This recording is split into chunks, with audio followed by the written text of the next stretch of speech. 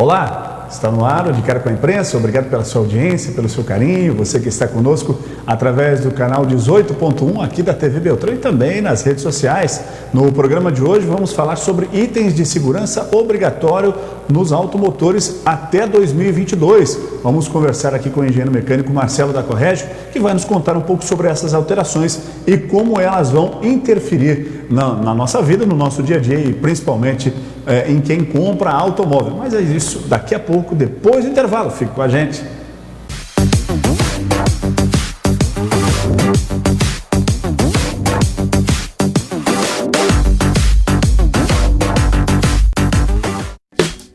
Há quase 30 anos, a Dior Center é referência em radiologia odontológica. Realiza a tomografia de face para análises 3D do crânio, o que torna os tratamentos mais assertivos. Também é especializada no escaneamento intraoral com o uso da mais alta tecnologia para substituir as moldagens tradicionais. Com isso, os planejamentos ficam mais precisos e é possível a produção de alinhadores ortodônticos invisíveis. Dior Center, clínicas em Francisco Beltrão, Ampere, Realeza e Quedas do Iguaçu. Agende agora mesmo o seu atendimento. Agora o show do Carlos Magalhães está na TV Beltrão. Todo sábado, 12h30, reprise segunda, 13 horas. É o show que o Brasil quer assistir na TV Beltrão. Carlos Magalhães.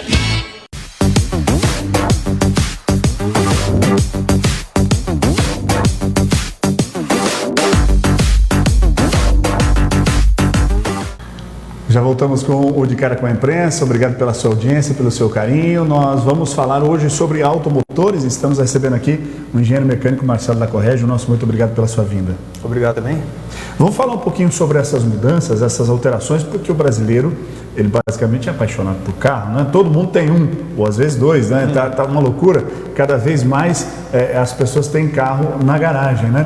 Eu lembro que um tempo era difícil a gente fazer essas aquisições, até pelo preço, era uma coisa mais inacessível. Hoje está tudo muito mais fácil e as tecnologias vêm aí também para tornar mais seguro, para tornar mais eficiente, mais econômico, menos poluente.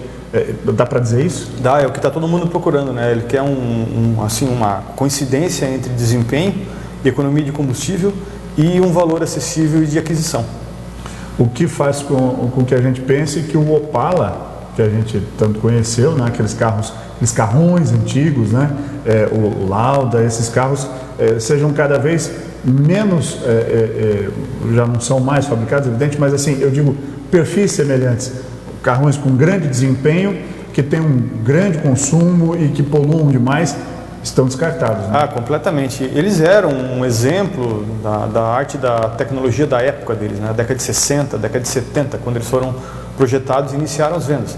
E hoje, comparado a um veículo atual, eles passam bem longe. Então, um Opala, um Landau, um Dart, né, que eram esses três famosos da época, eram carros para fazer 3 km com 1 litro de gasolina na cidade, e gasolina de qualidade da época ainda, né, a gasolina azul antiga, né? E hoje isso é inaceitável, um carro que faz 3 km com 1 litro. Hoje, um bom carro com perfil esportivo, qualquer Ferrari está fazendo 6 km com 1 litro na cidade, e é uma Ferrari, né? Um motor 12 cilindros.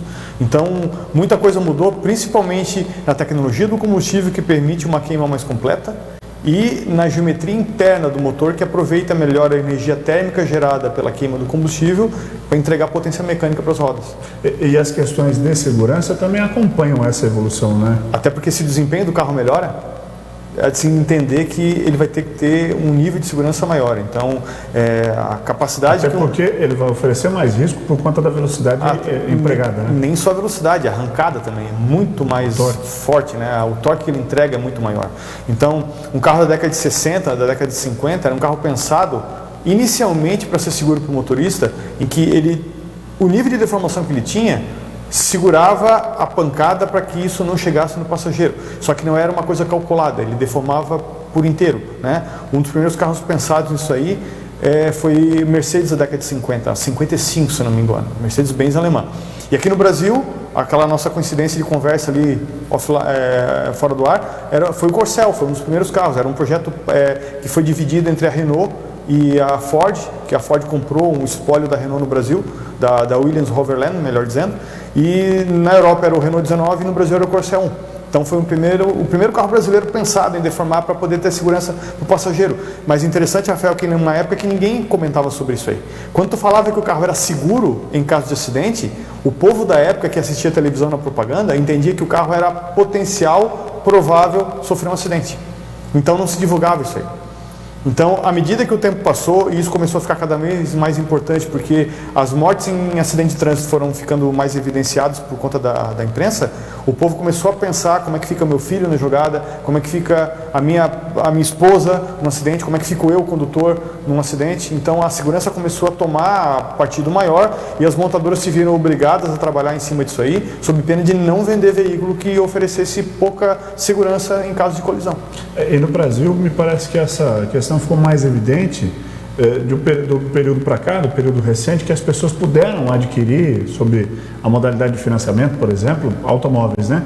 Isso multiplicou o número de veículos circulando, ou seja, mais chance de ocorrer um acidente. Sim, e a ONU também facilitou para que isso não ocorresse, porque ela vendo que principalmente os países do terceiro mundo estavam com um índice de acidente elevado, ela foi pesquisar onde é que estava o problema. Então ela detectou que tinha um problema de educação e está agindo sobre isso, e um problema estrutural de projeto.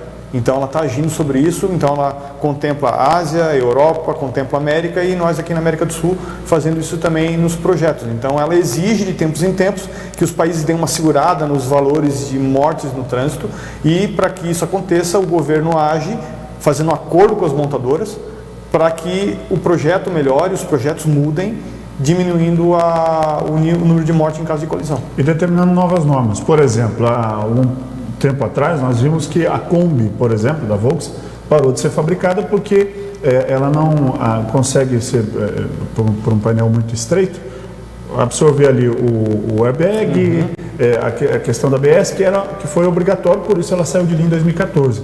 Outras medidas aparecem agora também nos novos modelos, nos lançamentos que vêm a partir agora de 2020, 2021, né? Então, agora vai ser obrigatório todo mundo trabalhar com ISOFIX, que é aquele equipamento que fixa a cadeira de criança no banco traseiro, né? A FIX de fixação em inglês, e ISO por conta da norma que foi aplicada, uma norma ISO padrão internacional, que foi quem iniciou esse projeto da ISOFIX.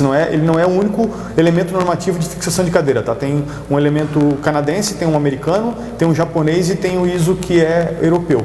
Foi iniciado pela Volkswagen em 96 e colocado no mercado em 97. Temos também o aviso de cinto atado para os bancos dianteiros. Temos cinto 3 pontos para todos os assentos, inclusive o assento central traseiro, que normalmente não continha. Temos também ensaio de colisão lateral obrigatório para todos os lançamentos. E, por último, o controle de estabilidade também exclusivo para os lançamentos. Então, o veículo que já está no mercado há algum tempo não vai precisar se adequar ao teste de colisão lateral e ao controle de estabilidade. Mas os lançamentos, sim. A partir de 2023, todo mundo vai ter que ter ensaio e o problema de controle de estabilidade resolvido. Agora, em relação a essas questões como aviso de cinto afivelado, por exemplo, os novos que são fabricados no ano 2021, 2022, mesmo os modelos que já estão no mercado, eles serão obrigados? Vai ter que ser adaptado. Mas isso é uma coisa muito fácil de fazer, tá? Se coloca uma cela de carga debaixo do assento do carro, ela é muito parecida com aquele dispositivo que mede o peso das frutas que tu compra no mercado. Repara que tu coloca as frutas em cima de uma balança e tu não enxerga deformação nenhuma. Tem uma célula de carga que ela passa uma corrente elétrica dentro dela e quando ela é pressionada, aquela corrente de saída varia com relação à entrada. A variação da corrente elétrica é colocada no microprocessador que calcula qual é o peso do que tu tem em cima da bandeja. Então no carro é parecido. Tu coloca uma carga sobre o banco, no caso o peso da pessoa, ele detecta que há carga no banco, mas o cinto não está atado. Aí acende uma luz no painel e dispara um alarme sonoro. E, inclusive, eu fiz um teste sem querer no meu carro, com o peso da mochila, ele disparava. Eu levantei a mochila, o alarme parou. E tá no assento do carona. Botei a mochila, disparou o alarme. Levantei a mochila com a mão, parou o alarme. Então, e é um alarmezinho que vai ele é irritante. incomodando, né? Ele vai aumentando o volume gradativamente E chega num ponto que ou você põe o cinto, ou você põe o cinto. Mas aí ou para o veículo, porque o brasileiro, ele incomoda, né? O que o brasileiro faz, né, Rafael? Eu já vi na internet vários pessoas lá em fórum fazendo uma pergunta de como desconectar o alarme sonoro do carro por ausência de cinto de segurança. Eu não sei para que isso. O cara quer morrer de graça, tá? Porque está mais do que comprovado, o cinto de segurança diminui em 70% as mortes de acidente de trânsito. Então, o cara não coloca o cinto, ele está apto a ter um problema de ser jogado para fora do carro, de bater contra as partes internas do veículo em deformação. Então, o cinto vai segurar o cara no lugar certo que ele deve ter. Inclusive, eu sou instrutor do Senai, eu já perdi aluno, tá? Deixaram uma cadeira vaga na formatura, porque o aluno não estava lá, um formando morreu porque foi ejetado para fora do carro por ausência de cinto de segurança. Pois é, e mesmo na cidade, aí você pensa assim, não, mas na cidade, velocidades mais baixas, né? A gente, se acontecer uma colisão, por exemplo, não vai se machucar tanto, mas uma batida simples que você faça no vidro lateral ou mesmo no vidro do para-brisa, já é suficiente para causar uma morte ou um dano gravíssimo que possa causar uma deficiência futura. Então, é tão simples você fazer o ato de atar o cinto, de afivelar o cinto, para propor segurança para você mesmo e para os ocupantes, quer dizer, que não deveria nem ser obrigado, sob pena de multa, tudo isso, porque é uma coisa que trata da sua medida de saúde e segurança, né? É interessante tu falar sobre problemas em cidade. A gente tem muito problema de colisão lateral em cidade. Quando um carro fura preferencial, o que vem na via preferencial bate na lateral do carro. O cinto vai te manter na posição para que tu não tenha uma oscilação dentro do veículo que seja capaz de te quebrar um pescoço, quer dizer, tu sobrevive à pancada e não sobrevive à movimentação da colisão que ocorreu. Então o cinto vai permitir que tu fique no lugar certo, quando o airbag disparar, que tu esteja no local correto para o airbag impactar contigo. Então, se tu tiver meio de lado, o airbag disparar, pode ser que tu seja empurrado com mais força para a lateral ainda. Isso é um problema. O airbag, em vez de solucionar o problema, aumenta. Quer dizer, tem que estar na posição correta. Tem que estar na posição correta. Inclusive, é uma pesquisa muito complexa por parte das montadoras. Imagina que se tu bater o carro com o volante virado, o airbag disparar com o volante virado, ele tem que ter a mesma capacidade que o volante na posição correta, que foi uma saída que a Citroën deu, que ficou muito famosa na época, aquele volante de cubo fixo, que saiu no C4 Palas e no C4 Hatch. Tu virava o volante, mas o cubo ficava fixo. Então, independente da posição do volante, o airbag sempre estava na posição correta. E a gente via só a parte arquitetônica, mas a parte de segurança era muito importante naquilo ali também. Porque se a gente parar para analisar, você que está acompanhando o nosso programa, está nos assistindo, acompanha o raciocínio da gente aqui. Quantos anos e quantos milhares, milhões de dólares são investidos em estudo, tanto de segurança, quanto de aerodinâmica, quanto de desempenho, de menos poluente? Isso tudo tem muito estudo envolvido, tem muito dinheiro aplicado. As montadoras, as indústrias, os fabricantes, eles têm engenheiros caríssimos, né? Estudos de engenharia caríssimos para oferecer o que a gente tem hoje no veículo. Você embarca no veículo, você tem lá os componentes eletrônicos, você tem os controles aqui no volante, por exemplo. Tudo isso é fruto de muito estudo, né? Não quer dizer que eu estou achando aqui carros baratos, né? Mas o valor alto que a gente paga no carro não é para pagar só o que tu estás vendo na vitrine da loja, mas é para pagar o que tu não está vendo. Então, de tudo que está rodando na rua, é tudo que deu certo. E o que não deu certo, que testaram, para concluir que não, esse não é o caminho, vamos testar outra coisa. Aqui tem que ser pago também. Tem que pagar o salário do pessoal que está atrás dessas pesquisas, né? Então, é por isso que um veículo tem um valor elevado. É para poder pagar o desenvolvimento futuro de novas gerações. Pois é. Tem carros hoje, por exemplo, já no Brasil, que oferecem o parking, o estacionamento automático. Você não precisa pôr a mão. Ele estaciona o veículo para vencer aquele problema que muita gente tem com a baliza, né? Sim. Ele estaciona sozinho. E vai, em breve também, já tem aplicado em alguns veículos o dispositivo que freia automaticamente, não? Sim, ele foi desenvolvido pela Volvo. Inclusive, eu lembro que eu falei que a gente só vê o que dá certo, mas nunca fica sabendo do que não deu certo, né? A Volvo, ela se enfiou num problemão assim de mídia bem feio. Ela chamou vários jornalistas especializados na área, lá na Suécia, colocou todo mundo numa arquibancada tipo de futebol, parou um caminhão da Volvo, pegou um sedã que desenvolveu esse modelo, e a intenção era mostrar que o sedã ia parar atrás do caminhão. E ele encheu a traseira do caminhão. Ele não funcionou na frente dos jornalistas. Então ela ficou muito mal falada na época. Isso aí foi no final da década de 90. E o troço continuou acompanhando o desempenho da tecnologia, processadores mais rápidos, né, sinais cada vez mais estáveis para poder interceder pelo motorista. E hoje isso já é uma coisa que está dominada, né? Os Golfs estão vindo com isso, o Jetta está vindo com isso aí da linha Volkswagen que eu sei. Então ele espera o motorista fazer alguma coisa. Se ele vê que o motorista não vai fazer, ele age freando o carro sozinho. Então se uma pessoa passar na frente, se a fila parar, o carro para sem ninguém pisar no freio. E outra coisa que ele faz também, que está na mesma linha, tu programa qual é a distância que tu quer ter do veículo da tua frente. E ele fica modulando a velocidade para tu nunca ficar naquela distância, na distância menor do que foi programada. Então isso dá muita segurança na condução de estrada. Sobretudo porque às vezes na estrada você piscou, está em cima do outro veículo por causa da velocidade. Às vezes a velocidade nem é o problema, é a tua distração, né? Uma viagem de 3, 4, 5, daqui para Floripa, por exemplo, 10 horas para ir lá ver a praia, né?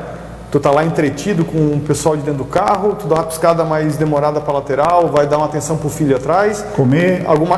Tomar uma água, que é bem comum, né? Alguma coisa acontece para frente, tu não percebeu, o carro vai pensar reação menor. O carro vai pensar por ti. Né? Então, vai abaixar o valor do seguro. Também. Né? É uma vantagem. Tu tá pagando lá na loja, só que teu seguro vai ficar mais barato. Verdade. Já tem carro que voa? Eu quero que você me responda já, depois do intervalo, não só com a alta velocidade, porque a gente sabe que tem alguns carros que voam por aí, mas a gente conta para você já, depois do intervalo, é rapidinho, voltamos em instantes.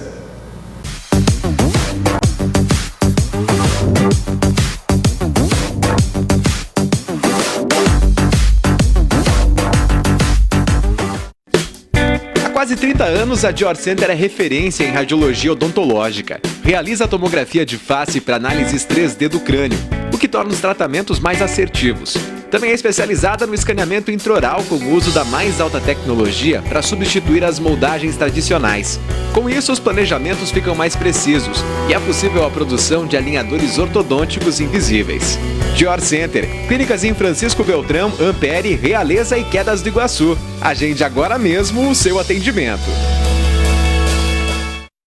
O associativismo e o cooperativismo têm vez na TV Beltrão. Programa Associativismo e Cooperativismo. Segundas-feiras, logo após o Diário da Informação, segunda edição. E sábados, às 11 horas da manhã. TV Beltrão, a imagem do Sudoeste.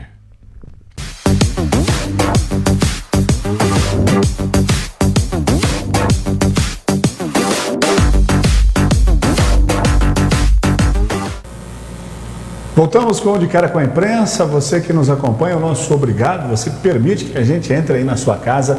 Nós agradecemos pelo carinho. Você que está com a gente aqui na TV Beltrão e também nas redes sociais.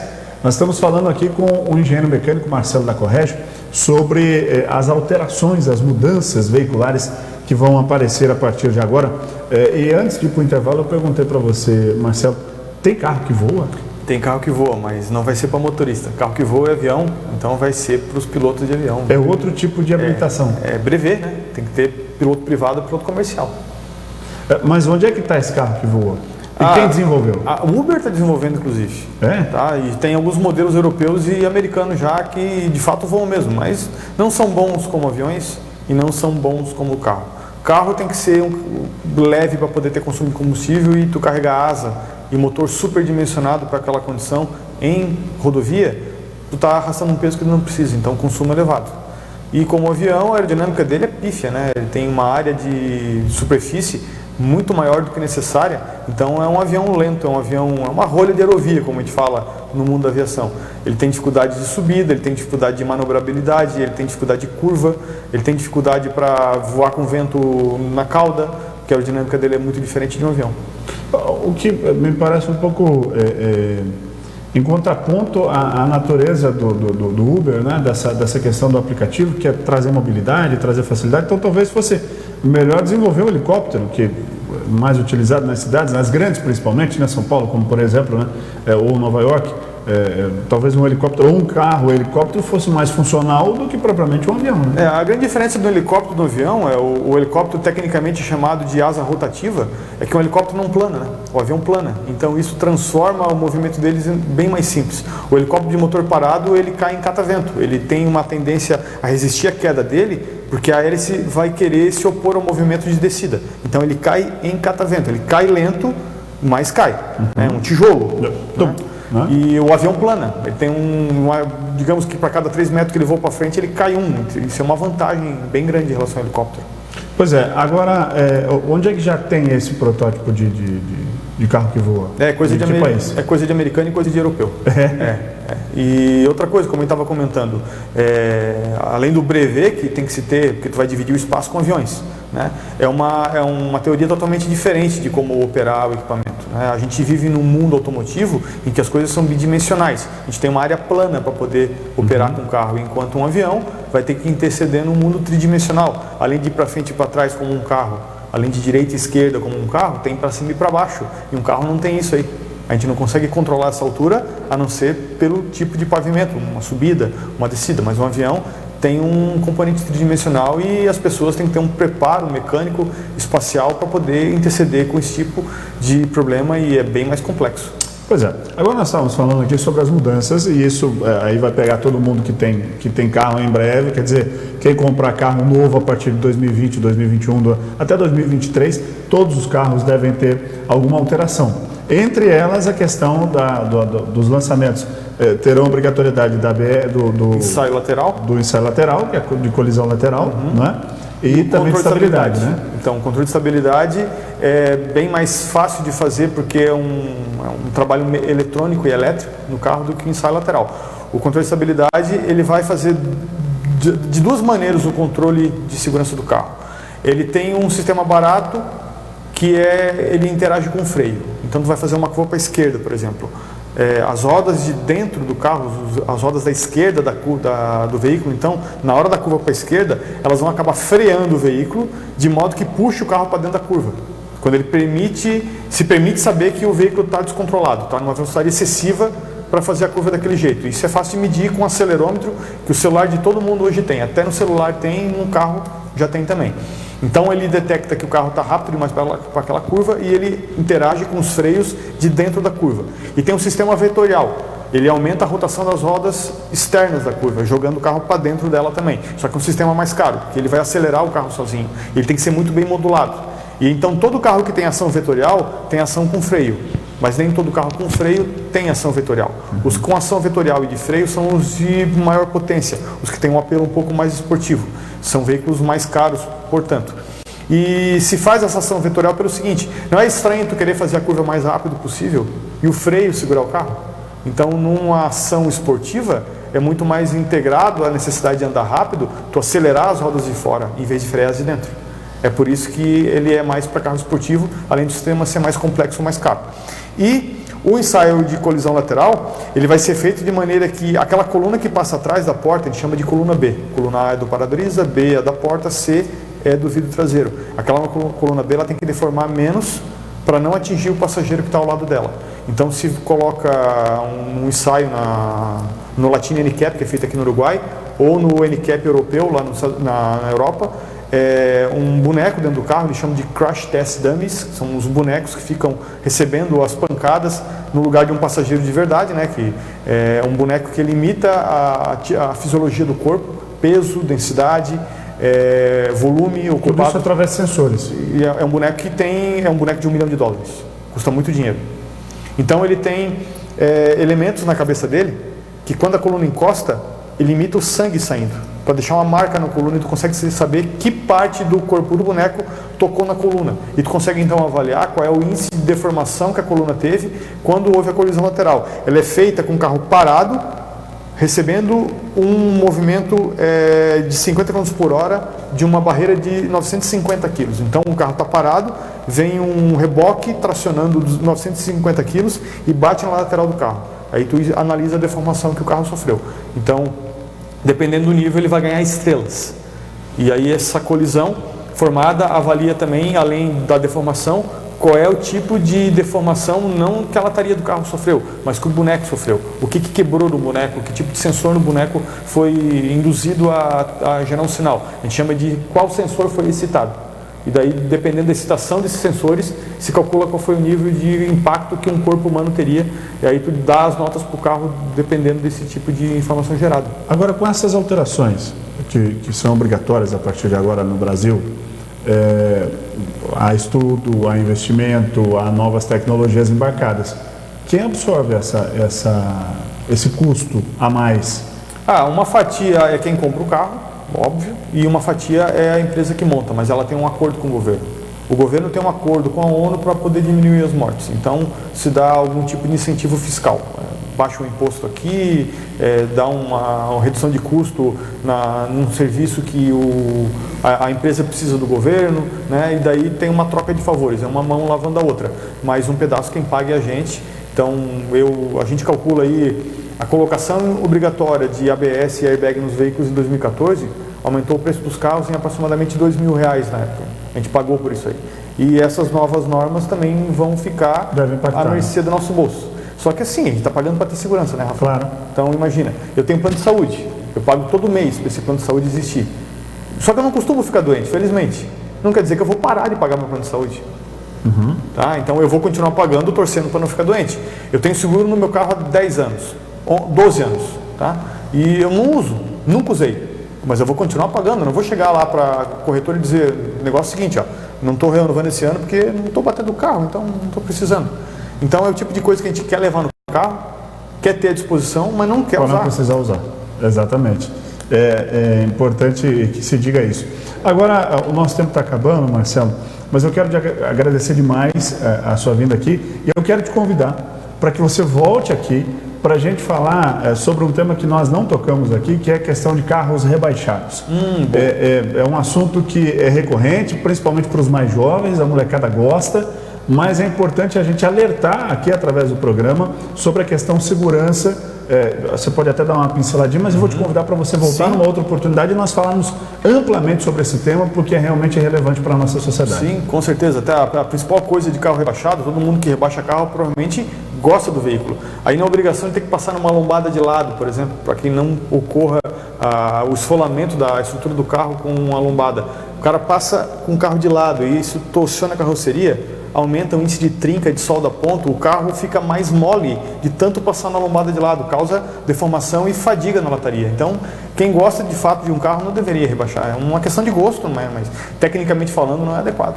E acaba prejudicando o veículo, né? Sim, é aí que está. As estruturas, né? Vai de encontro ao teu gosto. Tu gosta tanto de carro, então em vez de tratar bem, tu vai passar a tratar mal, né? É um contrassenso. É um contrassenso. Muito obrigado por você ter vindo. Eu quero te agradecer pela vinda e desejar aí um bom ano 2020. Obrigado para vocês também. Estúdio novo aí, tudo muito bonito. Tomara que tudo dê certo. Que bom. Tá certo. Muito obrigado a você também pela audiência. Você que nos acompanha através do canal 18.1 e também você que nos acompanha através das redes sociais. A TV Beltrão está mudando para você, por você e para mais ninguém. Nós agradecemos demais a sua audiência, agradecemos demais você que nos permite entrar na sua casa e convidamos. Semana que vem a gente está de volta com mais um tema importante, mais um tema relevante aqui no nosso De Cara com a Imprensa. Grande abraço, até lá!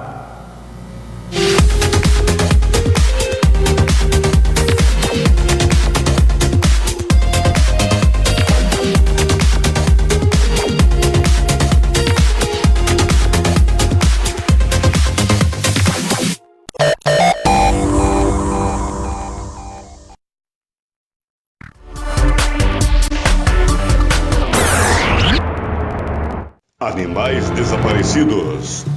Desapareceu do loteamento Curso, bairro Água Branca. Gato cor cinza, atende pelo nome de Bombril, oferece recompensa. Informações 99937-7262.